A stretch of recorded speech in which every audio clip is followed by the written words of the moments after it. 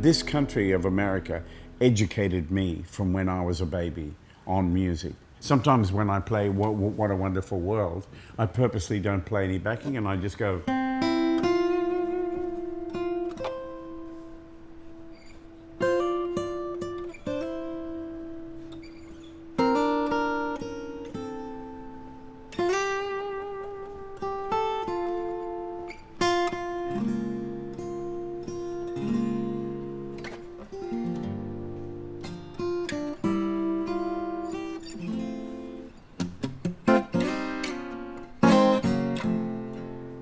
I hear his voice in there. I hear him singing it to me while I'm playing it.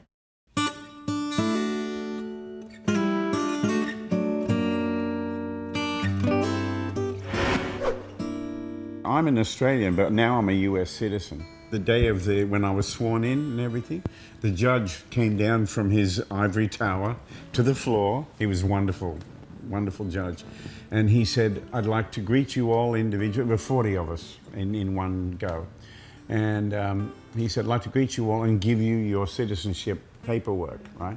So we lined up and they came up. And as I was coming towards him, a little voice in my head told me what to say. I said to him, I'm so grateful to be an American citizen today. I said, this country has nourished me since I was a baby.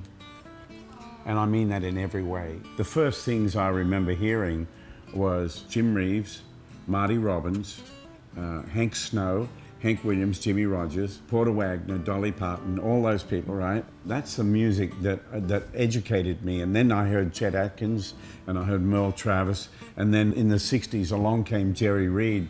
And we all went, oh my God, who is this guy, you know? When I was a kid, all I dreamt about was having a Gretsch guitar and a Fender amp, Tony Lama boots, you know. Anything that was American when I was a kid, that's the best in the world. I'm still an Australian, I'm a dual citizen. And there are things about growing up in Australia that I miss, but that are ingrained in me.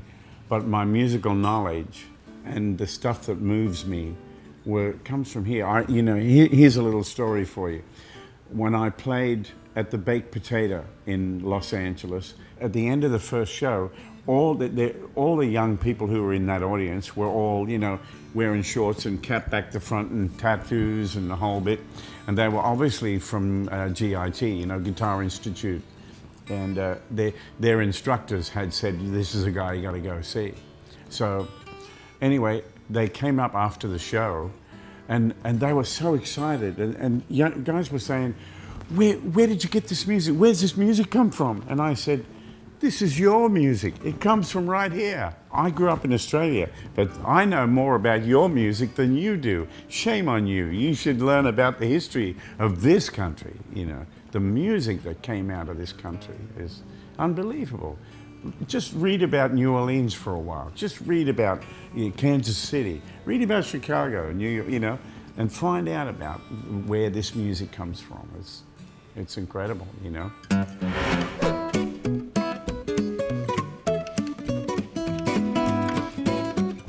I've been doing digital for so long, I forgot about the analog days. And I remember I was doing this project for the Wounded Warrior project. They wanted us to play live up and they wanted it to be all analog. We all got our sounds and we start running the tune and then we're going to do a take.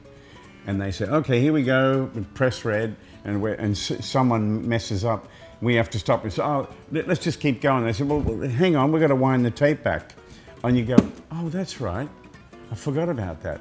The time it spent rewinding the tape kind of gets you off the boil, gets you off your mojo. If I was going to go back to just recording analog, I'd have to do it for a while to get myself out of that I can fix it now mode, which is inside me now,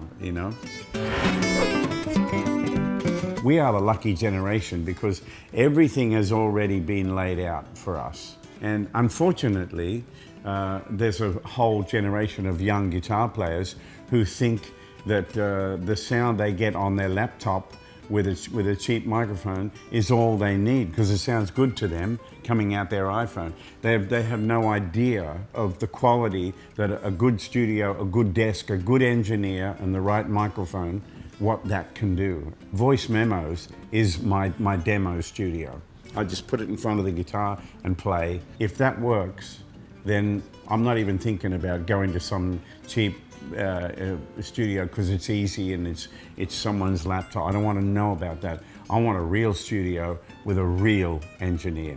I feel completely at home here, even though I've only just arrived. I was told about what you're doing a long while ago, before it really got underway. Somebody told me, guess what's coming in Tulsa? I hope people are bashing down your door to get in here to work, because there's so much stuff going on out there that is made on the cheap, because everything is sampled.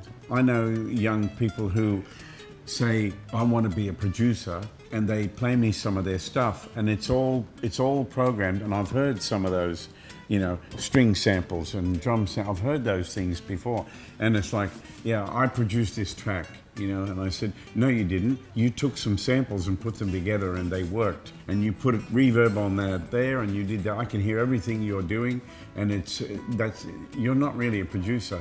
You're a person who arranges digital sounds together.